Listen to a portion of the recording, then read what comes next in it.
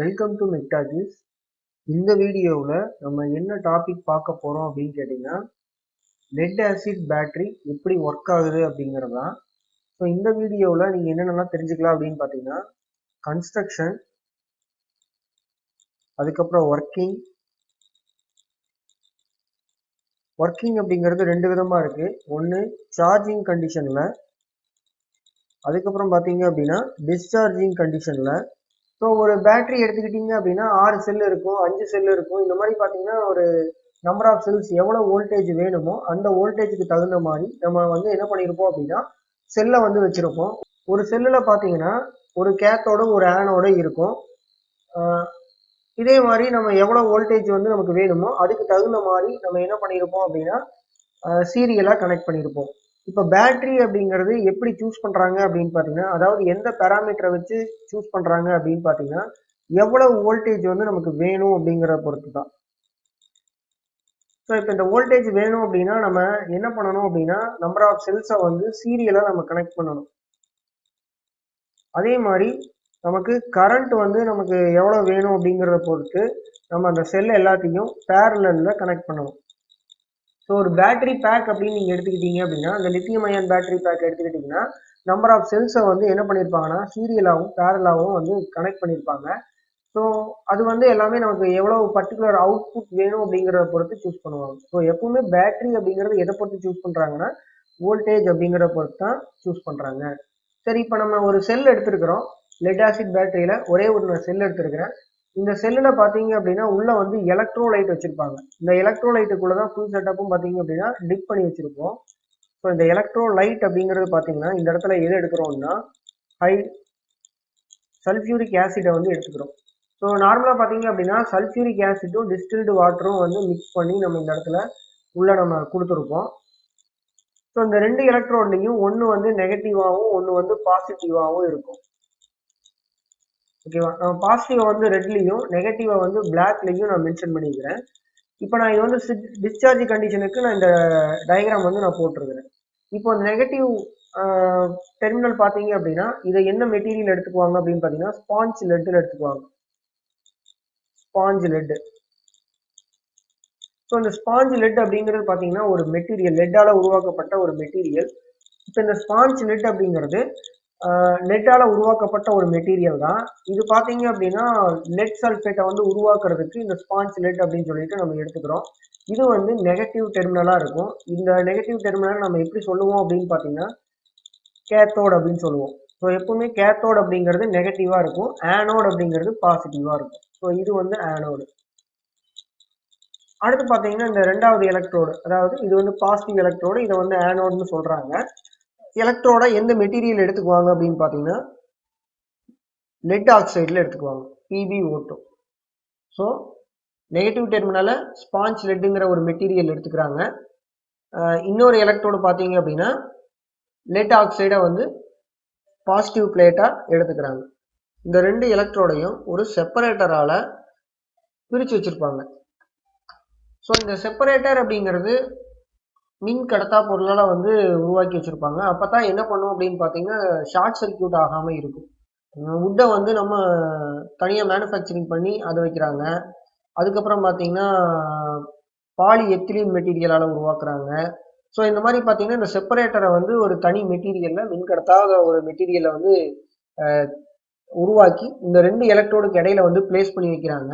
So இது எல்லாமே full செட்டப்பும் பார்த்தீங்க அப்படின்னா சல்ஃபியூரிக் ஆசிட்ல என்ன பண்ணுறாங்க அப்படின்னா டிப் பண்ணி வைக்கிறாங்க. இந்த இடத்துல எலக்ட்ரோலைட் வந்து என்ன அப்படின்னா சல்ஃபியூரிக் ஆசிட். இந்த எலக்ட்ரோலைட் ஏன் வைக்கிறாங்க அப்படின்னு கேட்டிங்கன்னா இந்த எலக்ட்ரான்ஸ் எல்லாமே வந்து மூவ் ஆகும்போது பார்த்தீங்கன்னா இந்த எலக்ட்ரோலைட்டில் தான் வந்து பாஸ் ஆகி போகும். சப்போஸ் வந்து இந்த எலக்ட்ரோலைட் இல்லை அப்படின்னா ஏர் வந்து மீடியமாக இருக்கும். ஏரில் வந்து எலக்ட்ரான் வந்து போகிறதுக்கு நம்ம பிளாஸ்மா ரேஞ்சு கொண்டு போகணும். அதனால என்ன பண்ணுவாங்க அப்படின்னு பார்த்தீங்கன்னா லிக்விடாக இருந்துச்சு அப்படின்னா அந்த எலக்ட்ரான் ஈஸியாக வந்து ஃப்ளோ ஆகும். அதனால இந்த எலக்ட்ரோலைட்டை வந்து எடுத்துக்கிறாங்க. ஸோ இப்போ இந்த செப்பரேட்டர் என்ன பண்ணும் அப்படின்னு பார்த்தீங்கன்னா இந்த இடத்துல நீங்கள் வந்து லோடு கொடுக்குறீங்க அப்படின்னா, ஸோ டிஸ்சார்ஜிங் அப்படிங்கிறது லோடு நீங்கள் கொடுக்குற கண்டிஷன் தான்.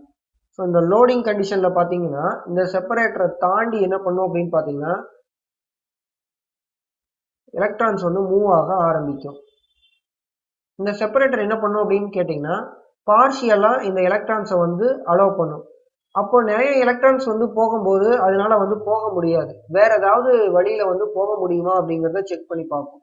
ஸோ அப்படி பார்க்கும்போது பார்த்தீங்கன்னா இந்த இடத்துல நம்ம கனெக்ட் பண்ணியிருக்கோம்ல ஒயரு, ஸோ இது வந்து நெகட்டிவ் டெர்மினல், இது வந்து பாசிட்டிவ் டெர்மினல். ஸோ நம்ம லோடு கொடுத்தோம் அப்படின்னா இங்க ஒரு வழி இருக்கு. அப்போ எலக்ட்ரான்ஸ் என்ன பண்ணும் அப்படின்னு பார்த்தீங்கன்னா இந்த வழியில அந்த பாசிட்டிவ் பிளேட்டை அடையிறதுக்கு ட்ரை பண்ணும். ஸோ இந்த நெகட்டிவ்ல இருந்து பாசிட்டிவ் டெர்மினலுக்கு பார்த்தீங்கன்னா எலக்ட்ரான்ஸ் என்ன ஆகும் அப்படின்னு பார்த்தீங்கன்னா மூவ் ஆகும். எலக்ட்ரான்ஸ் வந்து நெகட்டிவ்ல இருந்து பாசிட்டிவ்க்கு மூவ் ஆகும். எப்போ? டிஸ்சார்ஜிங் கண்டிஷன்ல, அதாவது நீங்க லோடு கொடுக்கும்போது. ஸோ நீங்க இந்த லோடு அப்படின்னு சொல்றோம்ல, இதுல வந்து நீங்க ஏதாவது ஒரு பல்ப் அட்டாச் பண்ணலாம், இல்லை அப்படின்னு பார்த்தீங்கன்னா ஹாரன் கொடுக்கலாம். ஸோ இப்போ ஹாரனை வந்து நீங்க ப்ரெஸ் பண்றீங்க அப்படின்னா என்ன ஆகும்? இந்த இடத்துல எலக்ட்ரான்ஸ் வந்து நெகட்டிவ்ல இருந்து பாசிட்டிவ் டெர்மினலுக்கு மூவ் ஆகும். ஸோ எலக்ட்ரானோட டைரக்ஷன் எப்படி இருக்கும் அப்படின்னா நெகட்டிவ் டெர்மினல்ல இருந்து பாசிட்டிவ் டெர்மினலுக்கு இருக்கும். ஸோ இப்போ நீங்க கரண்ட் எடுத்துக்கிட்டீங்க அப்படின்னா இந்த கரண்டோட டைரக்ஷன் அப்படின்னு பார்த்தீங்கன்னா ஃப்ளோ ஆஃப் எலக்ட்ரானுக்கு நேர் ஆப்போசிட்ல இருக்கும். அதாவது பாசிட்டிவ் டெர்மினல்ல இருந்து நெகட்டிவ் டெர்மினலுக்கு என்ன ஆகும் அப்படின்னு பார்த்தீங்கன்னா கரண்ட் வந்து ஃப்ளோ ஆகும். புரியுதா? ஸோ இது ரெண்டும் பார்த்தீங்கன்னா கன்ஃபியூஸ் ஆகிற மாதிரி இருக்கும். ஸோ ஏதோ ஒன்று நீங்க எடுத்துக்கோங்க. ஸோ எலக்ட்ரான்ஸை எடுத்துக்கிட்டீங்க அப்படின்னா அதுக்கு நேர் ஆப்போசிட் டைரக்ஷன்ல கரண்ட் வந்து ஃப்ளோ ஆகும். எப்போ? டிஸ்சார்ஜ் அப்போ. இதுதான் இங்க நடக்கக்கூடிய ப்ராசஸ். ஸோ இதுக்கு வந்து நீங்க ஈக்குவேஷன் எழுதணும். ஸோ இந்த ஈக்குவேஷன் அப்படின்னு எடுத்துக்கிட்டீங்க அப்படின்னா ஃபர்ஸ்ட் நம்ம எடுத்துக்கிட்ட மெட்டீரியல் வந்து லெட் ஸ்பாஞ்ச், அதை வந்து வெறும் லெட் பிபின்னு எடுத்துக்கோங்க. அடுத்து பார்த்தீங்கன்னா உள்ள வந்து சல்ஃபியூரிக் ஆசிட் வந்து நம்ம கொடுத்தோம். ஸோ இது எப்பவுமே பார்த்தீங்கன்னா 2 மடங்கு எடுத்துக்கோங்க. ஸோ நீங்க எடுத்துக்கிட்ட எலக்ட்ரோடோட அளவை விட 2 மடங்கு எடுத்துக்கோங்க. அதுக்கப்புறம் லெட் ஆக்சைடு வந்து நம்ம எடுத்துக்கிட்டோம், PbO2. ஸோ இந்த மாதிரி பார்த்தீங்க அப்படின்னா ஈக்குவேஷன்ல நம்ம எடுத்துக்கிட்ட மெட்டீரியல் அப்படிங்கிறது இந்த 3. ஸோ இப்போ நீங்க வந்து டிஸ்சார்ஜ் நீங்க பண்றீங்க அப்படின்னா ஒரே ஈக்குவேஷன் தான் வரும். ஸோ அதனால மேலே வந்து டிஸ்சார்ஜ் இருக்கும், கீழே வந்து சார்ஜிங் இருக்கும். இங்க என்ன ஆகும் அப்படின்னு பார்த்தீங்கன்னா லெட் அயான்ஸ் வந்து லெஃப்ட்ல இருந்து ரைட்டுக்கு வந்து மூவ் ஆகும். ஸோ இந்த இடத்துல லெட் சல்ஃபேட் வந்து உருவாகும். லெட் சல்ஃபேட் இங்க உருவாகும். இங்க இந்த இடத்துல பாருங்க லெட் அப்படிங்கிறது இந்த பிபி அப்படிங்கிறது 2 இருக்கு. இங்க ஒரு பிபி இருக்கு, அதே மாதிரி இங்க ஒரு பிபி இருக்கு. அப்ப நீங்க என்ன எடுத்துக்கீங்க அப்படின்னு பாத்தீங்கன்னா இந்த இடத்துல பாருங்க H2SO4 இருக்கு. ஸோ லெட் சல்ஃபேட் வந்து உருவாகும்னு சொல்லியிருந்தேன். ஸோ இங்க லெட்டும் சல்ஃபேட்டும் நீங்க எடுத்துக்கோங்க, இந்த ஹைட்ரஜனை விட்டுருங்க. ஸோ இப்போ 2 பக்கம் பாத்தீங்க அப்படின்னா PbSO4 பிளஸ் PbSO4.